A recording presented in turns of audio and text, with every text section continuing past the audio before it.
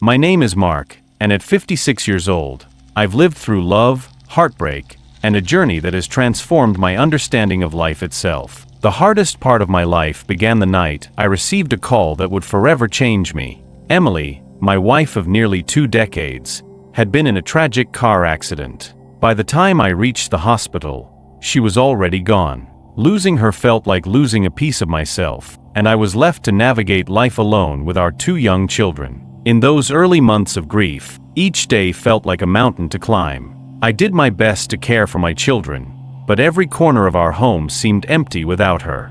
I sank into despair, struggling to reconcile my life with the reality of her absence. But as time passed, I slowly found healing and comfort in unexpected places, and I even found love again with Angela, a compassionate soul who understood loss in her own way. Together, we built a blended family, 8 children strong, and my life began to find a new rhythm. One night, after a long day, I felt a strange, intense pain in my chest, unlike anything I'd ever known. At first, I brushed it off, but the pain grew unbearable. I called for Angela, her face pale as she dialed 911.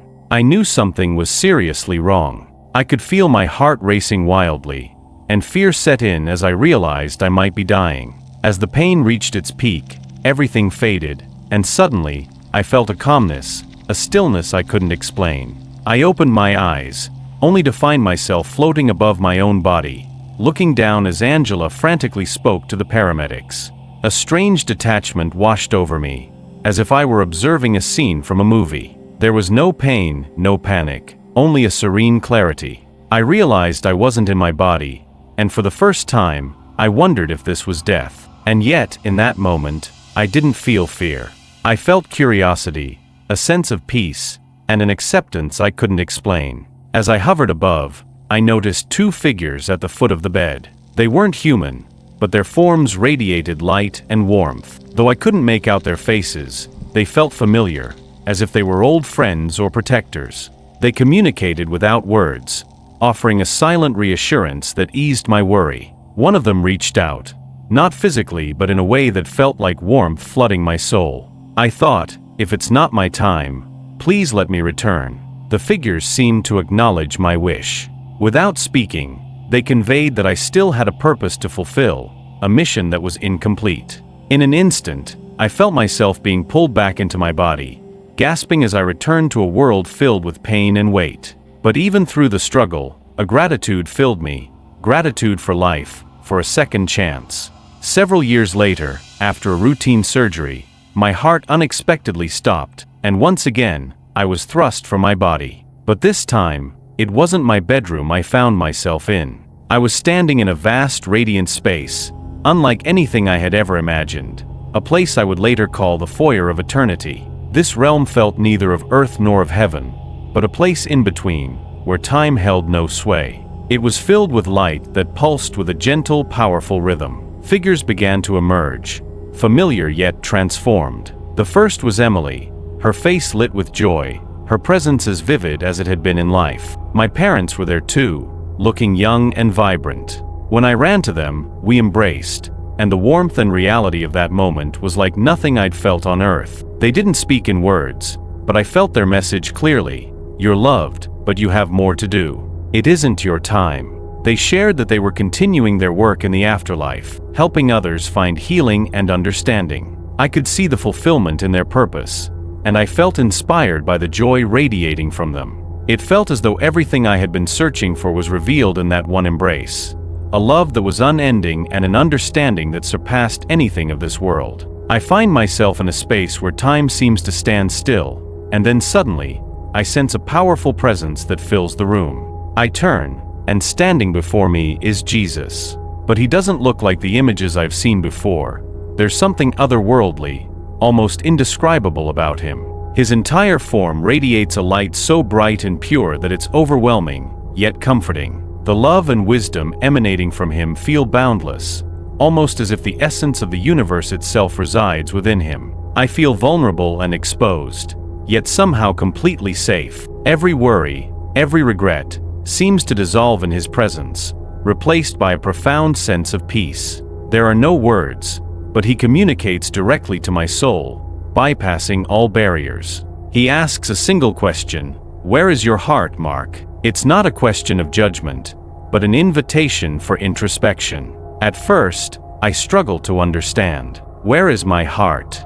What does he mean? Slowly, I begin to realize he's asking about my life, about the choices I've made, the people I've loved, the things I've prioritized. It becomes clear that he's gently urging me to look deeper, to reflect on whether I've truly lived in alignment with love and compassion, or if I've allowed pride, fear, and material concerns to obscure what truly matters.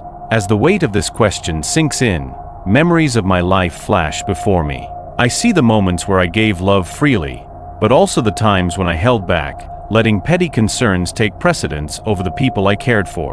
Jesus doesn't judge me. His presence remains patient and understanding, giving me space to confront these truths. In that moment, I feel a powerful resolve building within me, a renewed dedication to live the rest of my life with love at the forefront, letting go of the fears and distractions that have clouded my vision. This encounter with Jesus becomes a turning point, a realization that the true essence of life is love. His silent encouragement and compassionate gaze fill me with a newfound clarity and purpose that I know I must carry back with me to the physical world. With this awakening still fresh, Jesus grants me a vision, a journey that feels like a cosmic revelation. I am pulled beyond the earthly realm, and in an instant, I am witnessing the creation of the universe itself. I see stars being born, galaxies forming, and planets emerging with an awe-inspiring beauty and precision. The sheer scale and majesty of the universe are beyond comprehension, yet every detail feels intentional, crafted with a purpose and a loving hand. In this vision, I understand that Jesus and God the Father work together, weaving each element of the cosmos into existence with care and intent. Every star, every world, every life form is a part of a grand design, infused with meaning and love. I see Earth, but it's not alone. There are other worlds, other forms of life, each unique, yet all connected as part of this divine tapestry. But the vision doesn't show only beauty. I witness a moment of conflict, a struggle that marks a turning point in creation, the rebellion of Lucifer. I see his pride and ambition, his desire to strip humanity of its free will. There's a battle, a clash between forces of light and darkness, where ultimately, free will is preserved. It becomes clear that this freedom to choose, though often challenging, is one of the greatest gifts given to humanity, a testament to God's love and trust in us. In this moment, I realize the weight of our choices. Humanity was given the freedom to choose love, and with that freedom comes profound responsibility. Every act of love or indifference, every moment of kindness or cruelty, shapes not just our own lives but the very fabric of existence. When the vision concludes, I am left with a deep sense of reverence and purpose. I understand now that every choice matters, that love is not just a feeling but a force, an integral part of creation itself. This experience transforms me, instilling a commitment to honor the gift of life and the responsibility of free will, with love as my guiding principle. Just as I felt fully immersed in this divine space, I sensed a tug, a pull back to my earthly body. Jesus placed a hand on my shoulder, and I felt a final surge of warmth and love. As I looked back, he met my gaze with a depth that held no end. It was time for me to return, to fulfill the purpose I now carried in my heart. I awoke in the hospital, weakened but filled with peace and a profound sense of purpose. I had been given a glimpse of what lay beyond, and it had changed everything. Every breath, every heartbeat felt like a gift, a chance to share the love and understanding I'd received. Since that day, my life has been a mission to share what I experienced. I speak in churches, community gatherings, and to anyone willing to listen. I don't try to impose my beliefs. I simply share the truth I learned, that love is the highest calling, that every relationship, every act of kindness is a part of a greater tapestry. I tell people that life is precious and that each moment is an opportunity to make a lasting impact.